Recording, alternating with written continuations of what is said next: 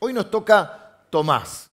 Para mí la opinión pública lo ha etiquetado de una manera injusta como el incrédulo, como si fuera el único que no creyó, como si fuera el único que dudó. Y creo que es mucho mejor persona de lo que, mejor hombre de lo que la gente cree. También es justo decir que probablemente era una persona un poco negativa.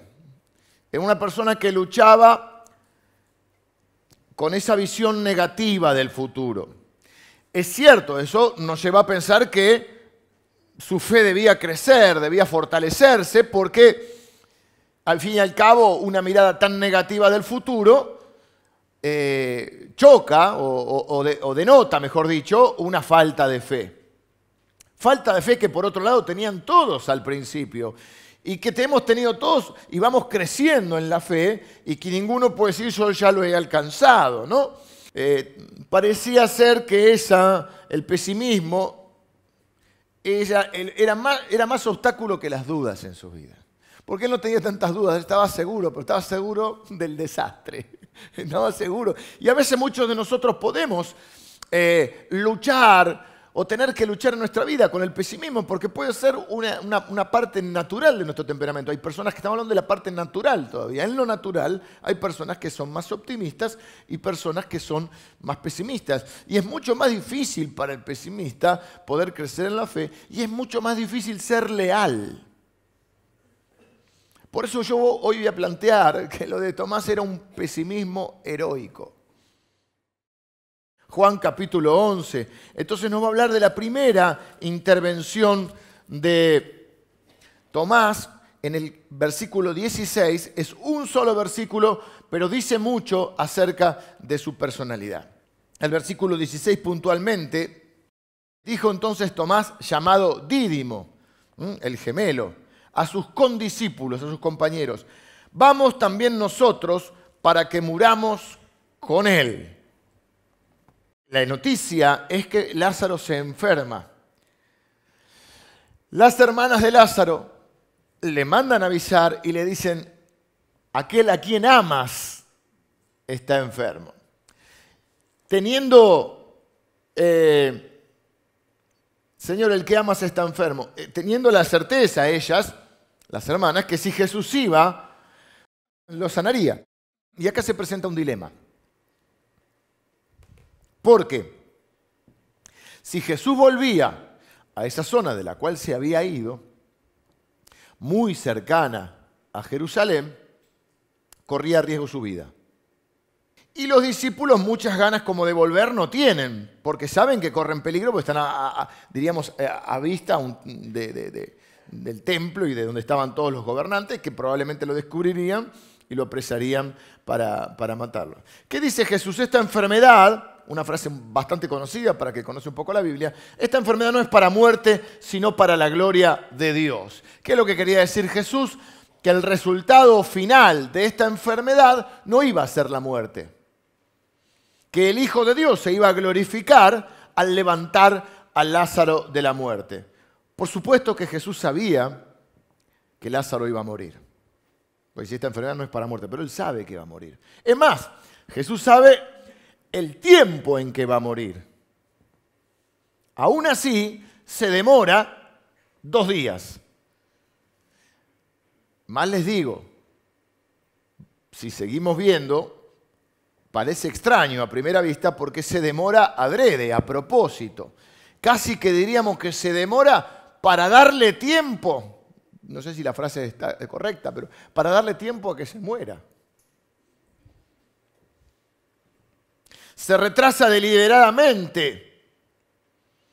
Pero este es un acto de amor de Jesús porque Él sabe que va a hacer crecer la fe de esta familia que tanto ama y de sus seguidores a los cuales ama, y la Biblia dice que los amó hasta el fin. ¿Por qué? Porque Él sabe que iba a ser una bendición mayor para ellos el ver a Jesús no solo sanando a un enfermo, que de alguna manera ya habían visto, sino levantando a un muerto.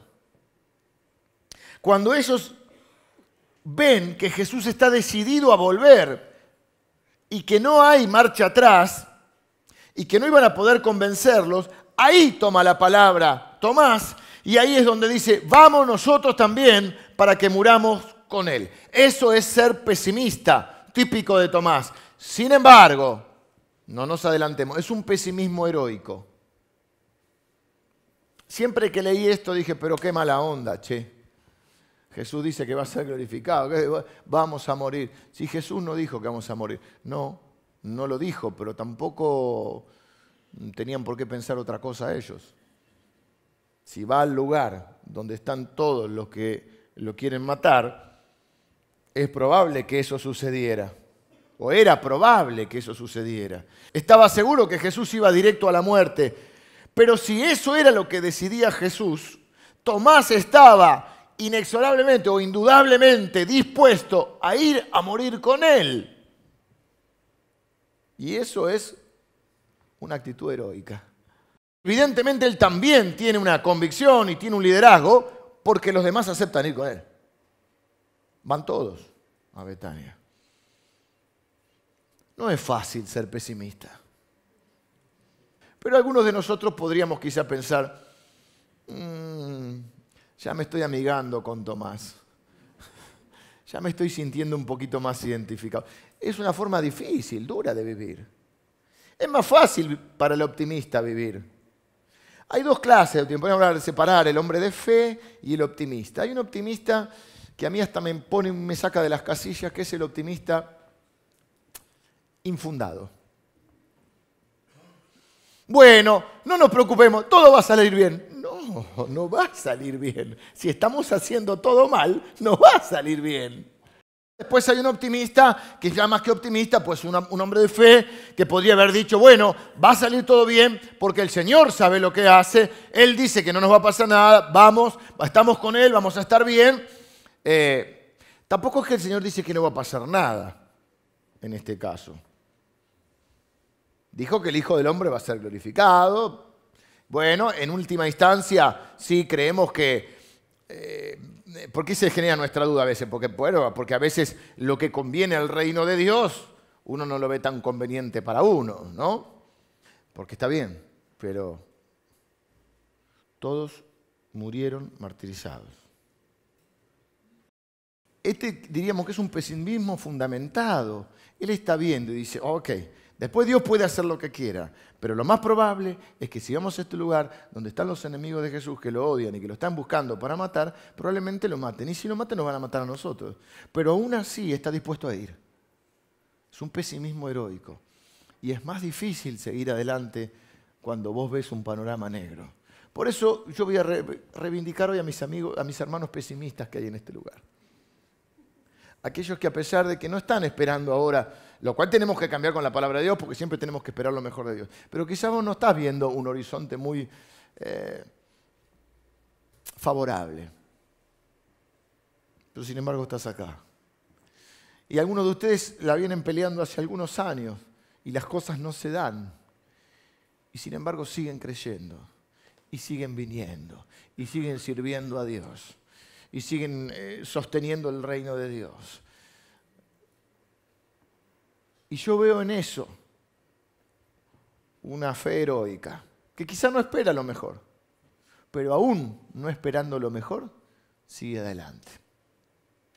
Es muy difícil. Tomás tuvo el valor de ser leal a pesar de su pesimismo, porque es más fácil ser leal si sos optimista, porque si uno cree que la cosa va a andar bien, es más fácil. Pero para un pesimista es difícil porque está convencido de lo peor. Por eso yo digo que es un pesimismo heroico. Y no deja de ser un valor auténtico. Claramente Tomás no quería vivir sin Jesús. Si Jesús iba a morir, él estaba listo para morir con él. En esencia lo que dice, muchachos, despiértense. Vamos y enfrentemos la muerte. Si Jesús va a la muerte, vayamos con él. Vamos con Él para que muramos con Él. La segunda vez que habla en Juan 14.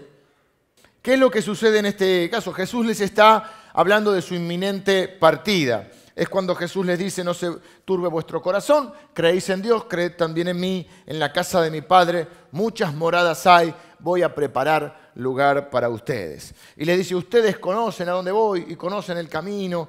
Y Tomás dice, no, Señor, no sabemos ni a dónde vas, ¿cómo podemos saber el camino? Es sincero Tomás, dice, no la agarré, todavía no la casé del todo. Y si vos te vas, nosotros no vamos a poder llegar donde vos estás, porque ni siquiera sabemos cómo ir. De alguna manera, Tomás vuelve con la idea, aunque pesimista, de que prefiere morir con el Señor que separarse del Señor. Si te vas solo, ¿cómo te vamos a poder encontrar? Su relación con el Señor evidentemente es mucho más fuerte de la que nosotros pensamos. O de la que yo por lo menos pensaba. Su corazón se estremece cuando el Señor le dice, tranquilo, me voy, después vuelvo. No te vayas, porque si te vas, no sabemos dónde va, no sabemos el camino. Y Él no quiere vivir ese momento abrumador de la separación. Y esto, como lo sé, por el tercer cuadro, que lo vamos a ver en Juan 20. Pero está claro que acá lo que sucede, cuando uno lee el capítulo 20, es que después de la crucifixión, después de la muerte, los discípulos experimentan un dolor, una desazón, un desánimo. Imagínense, todo lo soñado está, además ellos no tienen una comprensión total ni de que va a ser la resurrección, nada, o sea que todo terminó, el sueño terminó. Entonces, se juntan para, digamos, consolarse mutuamente. Pero Tomás no está ahí. Tomás, es una lástima que no haya estado porque se les aparece Jesús. Les muestra las manos y el costado y los discípulos se alegran. Esto está en los versículos 19 y 20. Tomás se lo pierde porque no estaba. Es posible que siendo tan negativo, tan pesimista, tan melancólico de alguna manera, haya estado totalmente destrozado, sumido en un dolor profundo. Él no podía ver sino, recuerden que su tendencia era ver lo malo de las cosas, lo peor de las situaciones. Su miedo se había hecho realidad, la separación que él no quería de Cristo, porque prefería morir con Cristo que vivir separado de Él. Pero lamentablemente Cristo había muerto y él no.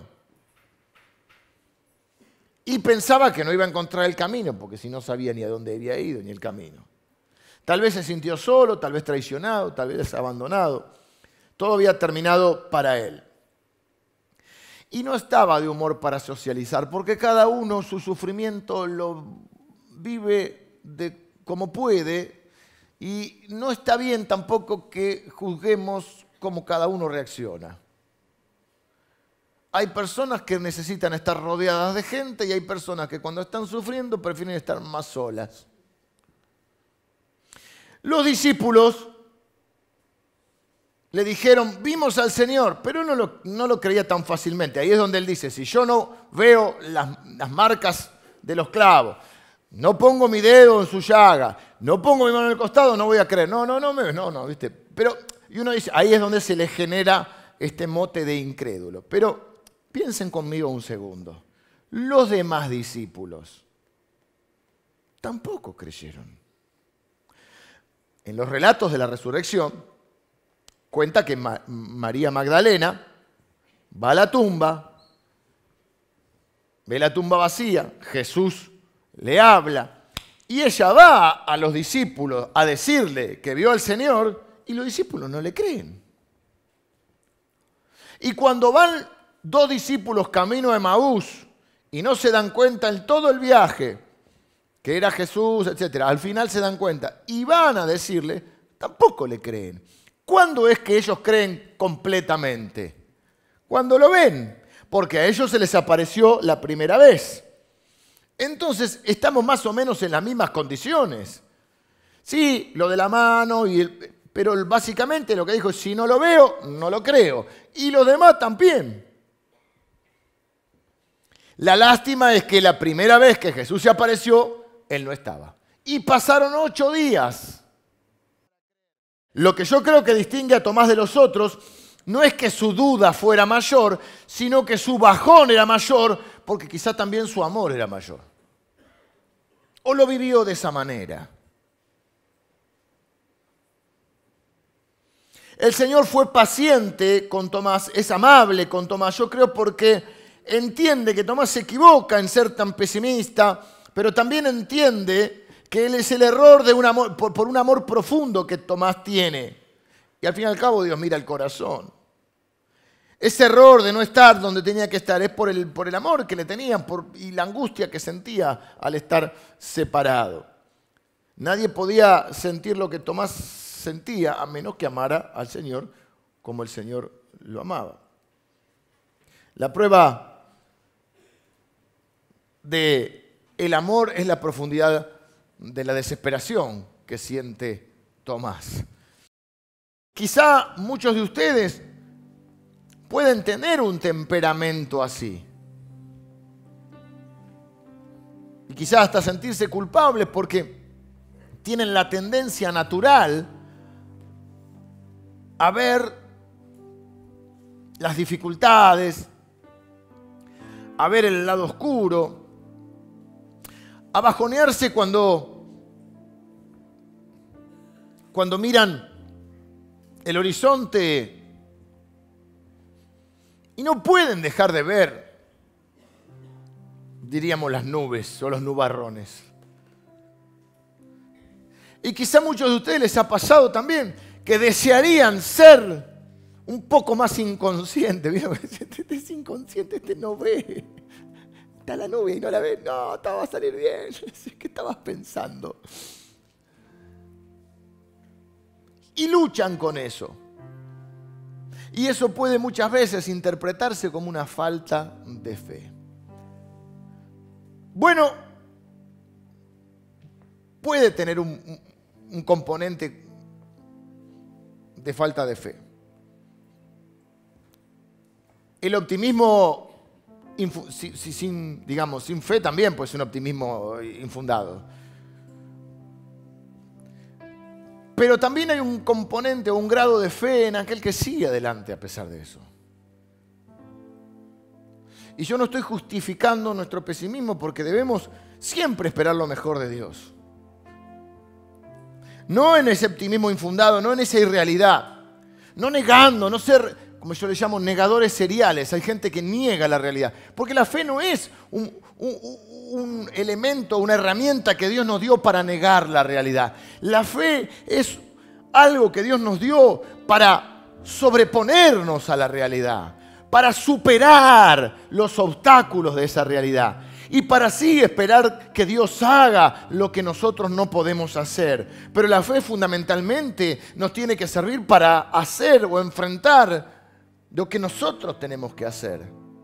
Y Él demoró como a veces demoramos, y Él también falló como a veces fallamos. Y la primera vez no estaba y tendría que haber estado, y Dios lo sabe. Sin embargo, Jesús no lo condena, Jesús lo entiende. Jesús sabe que a veces nos cuesta, que a veces nos bajoneamos, que a veces sufrimos. Y yo no creo en esa fe artificial, que porque tenés fe tenés que estar siempre contento. Y hay veces que no, la Biblia dice: el que está contento, cante alabanzas. El que está afligido, haga oración. Y Dios sabe, Él nos creó, sabe que no todos tenemos el mismo temperamento, ni la misma personalidad, ni la misma forma de ser. Y Dios, a pesar de eso, no solo nos acepta, nos ama, sino que nos usa. Y redirige redime nuestro carácter y redirige aún nuestras habilidades, nuestra historia. Y nos usa por lo que somos, con lo que somos y a pesar de lo que somos. Tomás llevó el Evangelio hasta la India. Se dice que fue sepultado. Su fe maduró ahí cerca del aeropuerto de Chennai. Un cerro lleva la marca de que probablemente haya sido sepultado ahí. Dice que fundó varias iglesias también en esa zona. Y qué increíble que fue atravesado con una lanza. Y logró el anhelo que al fin y al cabo había sido el anhelo de su vida: reunirse con el Señor. Yo quisiera orar hoy por aquellos que en este tiempo quizá están atravesando una situación similar. O están en momentos de angustia y de dolor, o quizá también, o las dos cosas, miran hacia el horizonte y no pinta muy bien. No pinta. Puede ser real o no. En el primer caso que vimos no era real. Él pensaba que iban a morir, si iban a resucitar a Lázaro, y no murieron, y no pasó. Y es cierto que hay muchas cosas que pensamos, que nosotros vemos en el horizonte y que no suceden. Podemos tener una tendencia al pesimismo, podemos luchar con el desánimo, todos podemos en algún momento tener que luchar con el desánimo, todos podemos tener dudas en algún momento, todos podemos tener momentos de incredulidad y momentos en que deseamos morir. Por eso, no condenemos a Tomás y no nos condenemos a nosotros mismos. Si Dios no nos condena, si el Señor nos ama profundamente, si Él nos entiende y Él te quiere dar la fe para que superes este momento. Él te quiere dar la fe para que no solo te concentres en las cosas, no que niegues los peligros o las cosas probables que puedan suceder. No es lo mismo posible que probable, ¿eh? Hay cosas que son posibles y otras que son probables. ¿Ven la diferencia, no?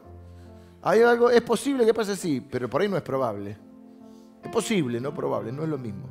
Y hay cosas que son probables. Pero que también te puedas concentrar